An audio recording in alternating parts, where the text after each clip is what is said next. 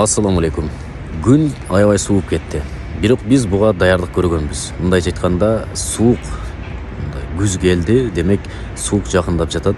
Мен ага даярдык көрүшүм керек, кам көрүшүм керек деп куртка же болбосо допу алып мындай даярдык көргөнбүз да. Кайсыл учурда суук келе турган болсо, мен ошол жылуулук бере турган кийимдерди кийүүгө даярмын. Кийип чыктым. Бул эми дене мүчө сырткы көрүнүштөрдү айтып атам да. Ал эми бул жан дүйнө, рух жана башкадай жүрөктүн сыгылуусу, стресс, депрессия, мына ушундай абалдар келе турган болсо, бул деле баягы ысык суук келген сыяктуу эле да. Анткени адамдын жан дүйнөсү өзгөрүп турат. Түрдүү нерселерге өзгөрүп турат. Анын ниети, ою кадимкидей өзгөрүп турат.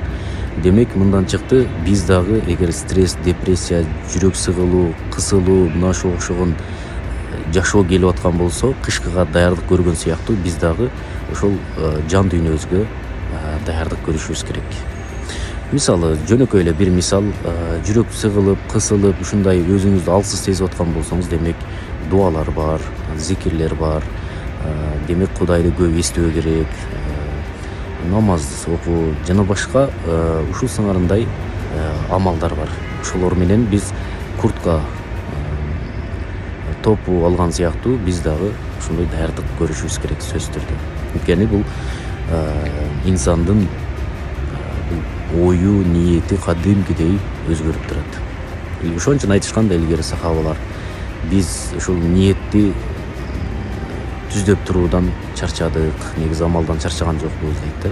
Анткени мусулмансыз кээде туруп алып эле мусулмандыктан өзүбүз күмөн санап баштайбыз.